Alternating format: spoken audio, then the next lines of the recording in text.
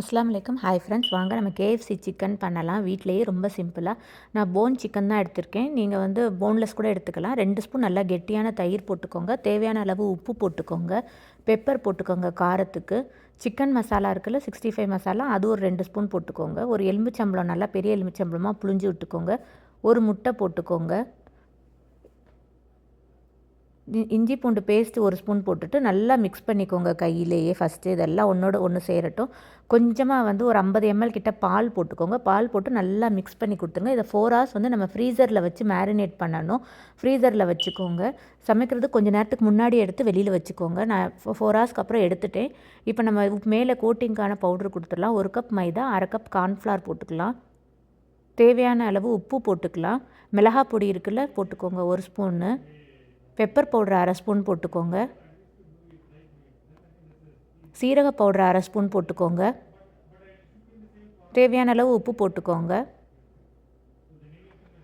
போட்டுட்டு இந்த மேல் பவுடர் நல்லா மிக்ஸ் பண்ணி வச்சுக்கோங்க. இதில் இந்த மேல் பவுடர்னால தான் நல்லா கோட்டிங்காக, அதாவது மொறு மொறுன்னு இருக்கும் நம்ம கேஎஃப்சி சிக்கன். ஹோட்டலில் விட வீட்டில் சூப்பர் ஈஸியாக வீட்டில் இருக்க இன்க்ரீடியன்ஸை வச்சே செஞ்சிடலாம். நம்ம ரொம்ப சிம்பிளாக டேஸ்ட்டாக இருக்கும். வீட்டில் எல்லாத்துக்கும் ரொம்ப பிடிச்சிருந்துச்சு. ஃபஸ்ட்டு ஒரு சிக்கன் எடுத்து மாவில் நல்லா பிரட்டிக்கோங்க.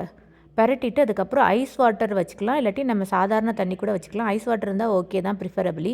அதில் லைட்டாக போட்டு கொஞ்சம் டிப் பண்ணி எடுத்துகிட்டு திரும்ப இன்னொரு கோட்டிங் இந்த மாவுலேயே கொடுங்க. இந்த மாதிரி 2 தடவை கோட்டிங் கொடுக்கும்போது நல்லா மொறுமொறுன்னு இருக்கும். மேலே இருக்க மாவெல்லாம் கொஞ்சம் லைட்டாக உதறிட்டு அப்புறம் வந்து நீங்கள் எண்ணெயை நல்லா சுடு பண்ணிவிட்டு பொரிச்சு எடுத்துக்கோங்க. சூப்பரான ஒரு கேஎஃப்சி சிக்கன் ரெடி ஆயிரும். நல்லா மீடியம் ஃப்ளேம்லேயே வச்சுக்கோங்க. ஃபுல் ஃப்ளேமில் வச்சோம்னா சிக்கன் வந்து மேலே வெந்துடும், உள்ளே வந்து அப்புறம் வேகாமல் இருக்கும். அதனால் மீடியம் ஃப்ளேம்லேயே வச்சு நல்லா மொறுமொறுன்னு வர வரைக்கும் எடுத்துக்கோங்க.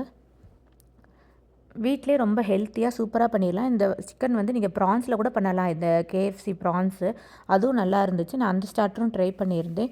உங்களுக்கு பிடிச்சிருந்துச்சுன்னா வீடியோ லைக் பண்ணிக்கோங்க. நாளைக்கு இன்னொரு மினி விலாகில் பார்க்கலாம் ஃப்ரெண்ட்ஸ். தேங்க்யூ ஃபார் வாட்சிங்.